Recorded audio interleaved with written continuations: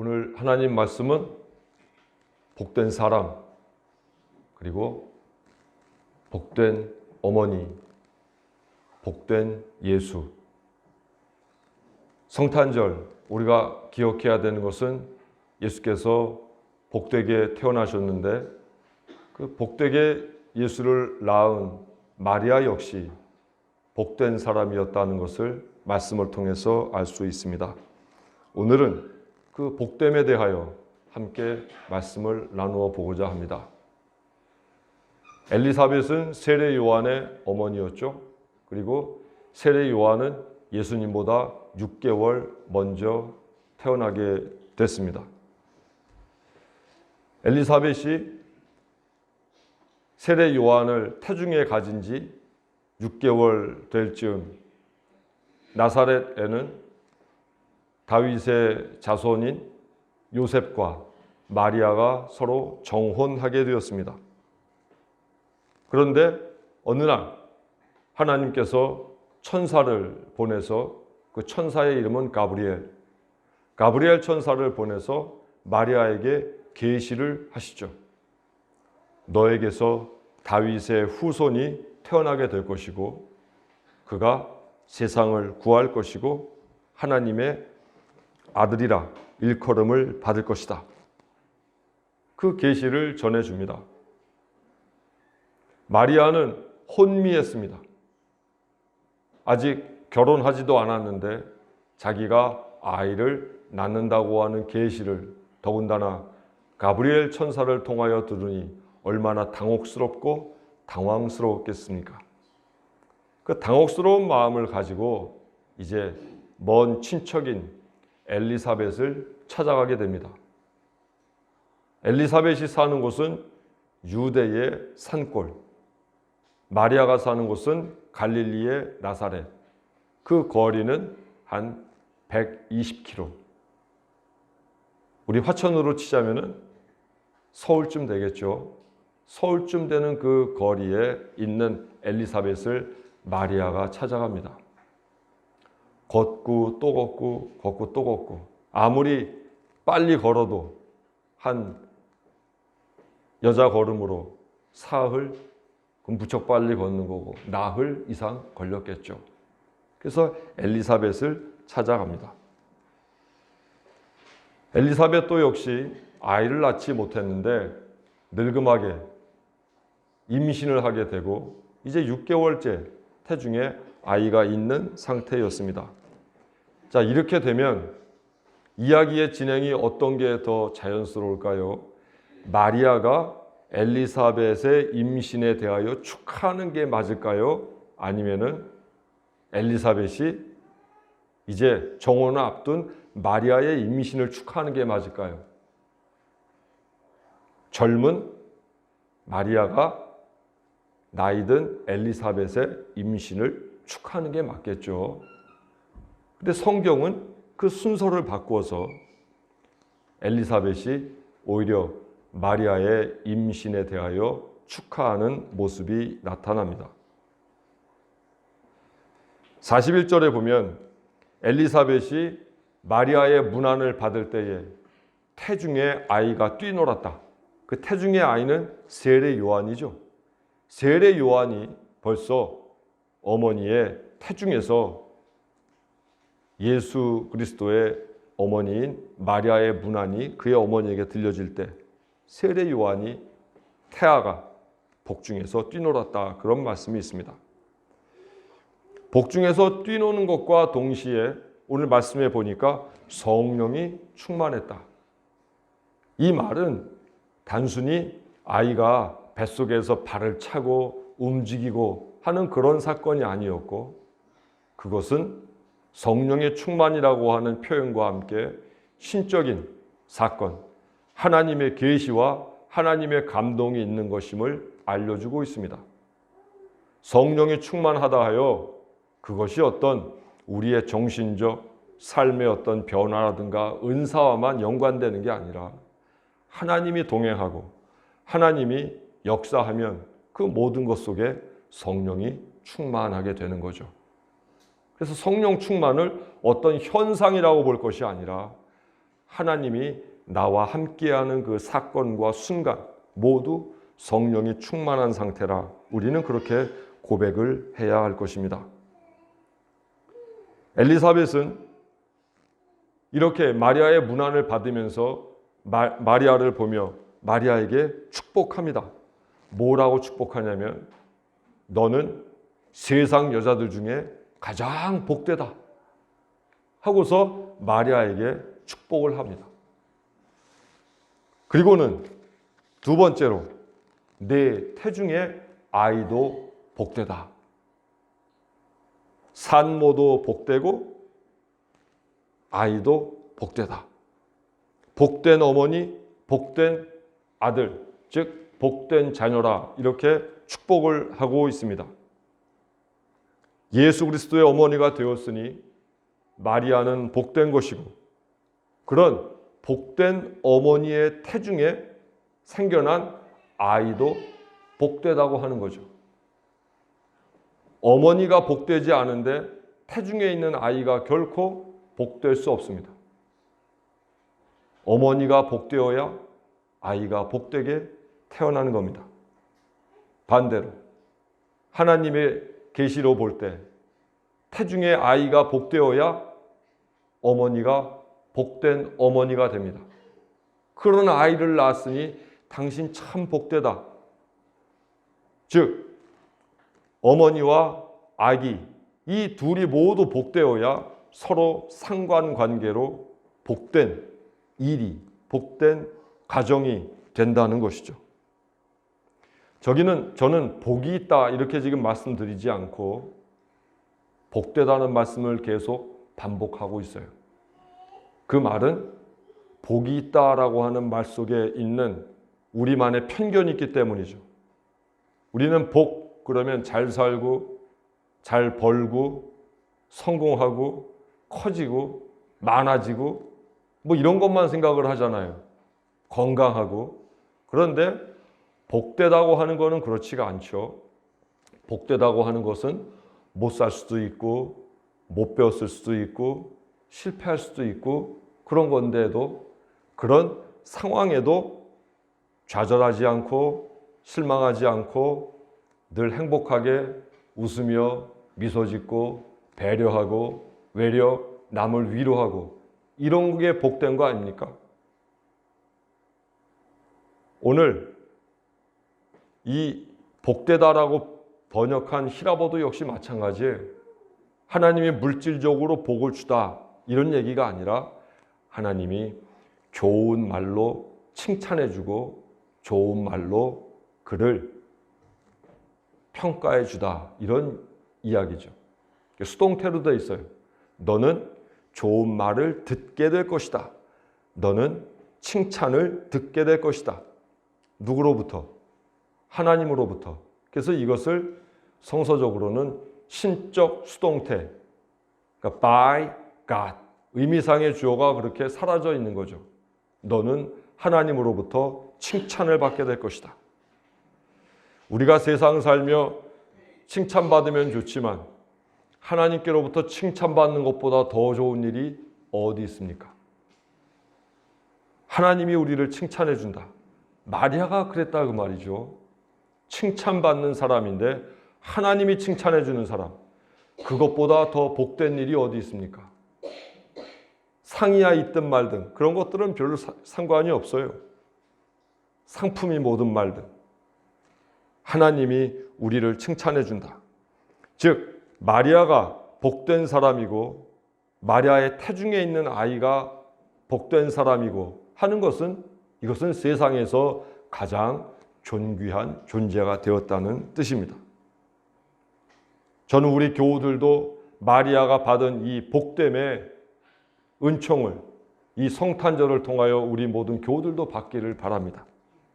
아무리 없고 아무리 못 배우고 우리의 사회적 위치가 낮고 그럼에도 불구하고 마음은 어질고 너그럽고 누군가와 더불어 잘 살고 남주기 좋아하고 매사 지혜롭게 행동하기 위하여 고민할 줄 알고 이 사람이 복된 사람이죠.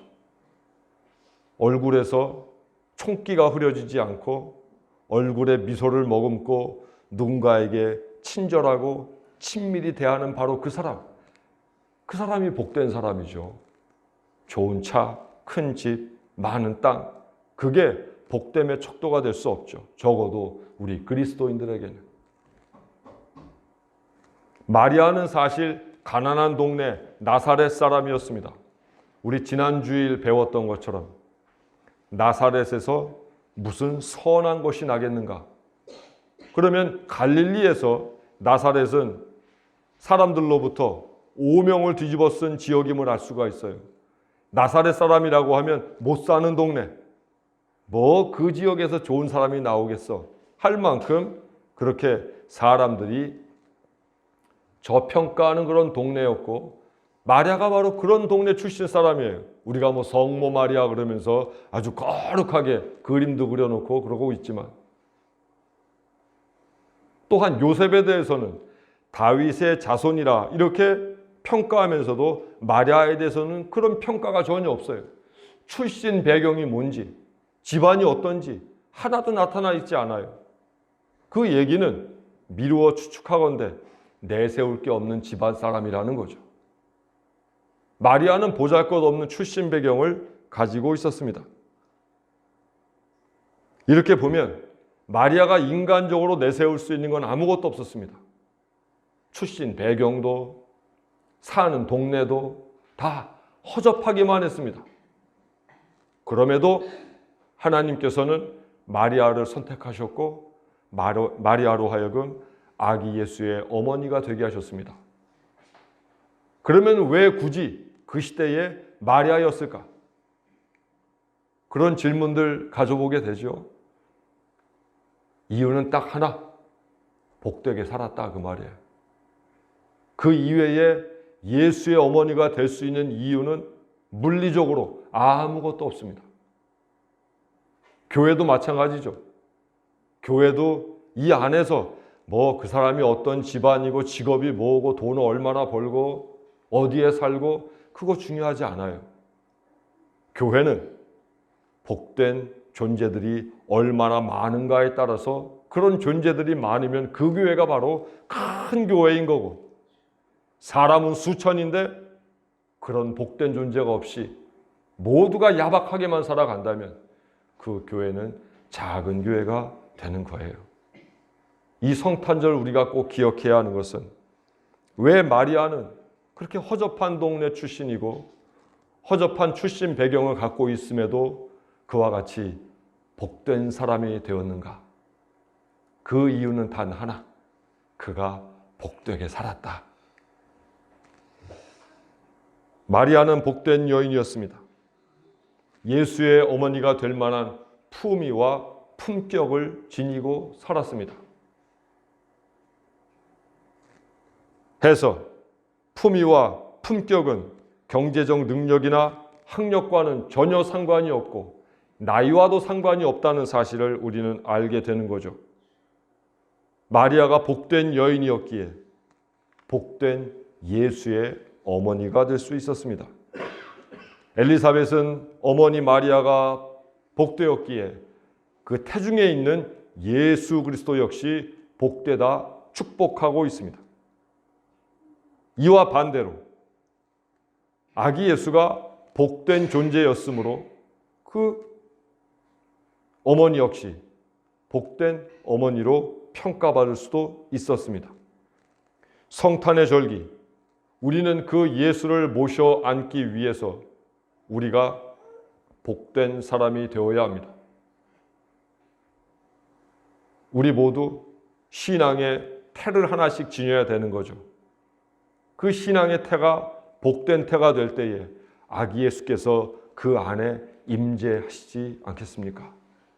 그저 성탄절 카드 보내고 선물하고 우리가 그렇게만 사는 게 아니라 내 안에 예수께서 머무실 만한 복된 자리를 하나 깔아 놓아야 예수께서 우리에게 임하고 나도 이 성탄절이 은혜 받는 절기가 되고 감사한 절기가 되는 거예요. 그래서 이 성탄절 그리고 태어나신 아기 예수는 결코 대상화가 되면 안 됩니다. 대상화라고 하는 말은 그저 내가 축하해야 될, 박수받을 존재로만 이 성탄절을 지내서는 안 됩니다. 이 성탄절이 주체화돼야죠. 즉 내가 이 성탄절의 주인공이 돼야죠. 예수 그리스도를 멀리하고 내가 주인공이다 이런 뜻이 아니라 그 예수를 통하여 이 성탄절의 주인공이 내가 되어 이제는 예수께서 하시고자 했던 그 일들, 예수께서 하셨던 그 일들을 이제는 내가 받아서 예수처럼 작은 예수가 되어 우리가 이 성탄절서부터 앞으로 1년 동안을 또 살아가야 이 성탄절이 우리 인생, 우리 생에 의미가 있다는 말입니다. 우리 교우들께 부탁드립니다. 작은 예수가 되시려면 결코 야박하게 살지 마십시오. 예수의 이름을 품은 사람이 야박할 수 없습니다. 야박한 걸 보니 그 속에 예수가 없습니다. 악착같이 살지 마십시오. 못 살기 때문에 악착같이 살아야 산다라고 여기겠지만 악착같이 살지 않아도 이를 꽉 깨물고 살지 않아도 세상 다 이제까지 살아오셨잖아요. 악착같이 살다 보면은 나 하나 사는 거는 문제 없겠지만 우리가 놓치고 살아가는 게 너무 많아지게 됩니다. 치졸하게 살지 마십시오. 우리가 아무리 많은 것을 벌어들인다고 해도 우리가 치졸하게 사는 한 예수 그리스도의 이름을 전할 수 없습니다. 세상에서는 치졸하게 살다가 아무리 교회에서 영광스럽게 예배드린들 치졸하게 살아온 그 사람의 예배를 하나님이 받아주시겠어요? 치사하게 살지 마십시오. 그리스도인은 치사해서는 안 됩니다. 치사해지거들랑 내가 치사하게 얻으려고 하는 것들에 대해서 과감히 포기해 버리십시오. 과감히 양보해 버리십시오. 단기간으로 치자면 그것이 손해가 될 수 있을지 모르겠지만 장기간으로 보자면 그것이 우리 생명에 도움이 되고 우리를 영생으로 이끌어 주게 될 것입니다.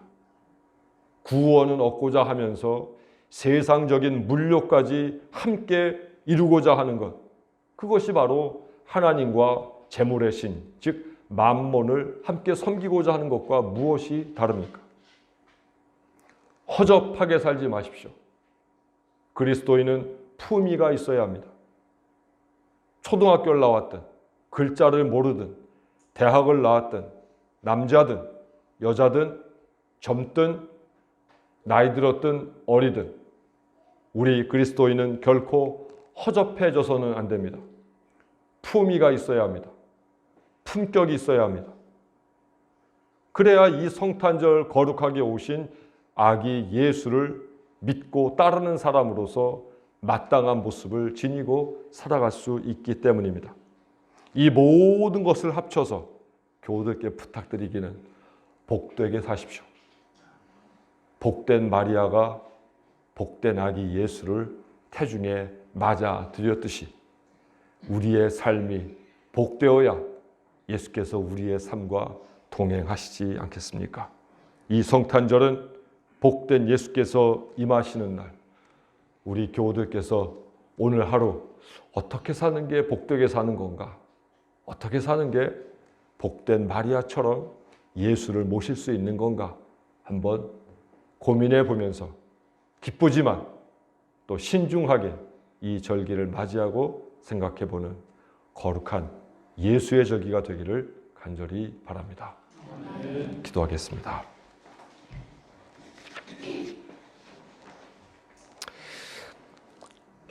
하나님이 만물의 주인이라 고백하면서도 그 만물에 티끌도 안 되는 것을 위해서 목숨 걸고 멱살 잡고 악다구니하고 욕을 내뱉으면서 살아온 저희들을 용서해 주시옵소서.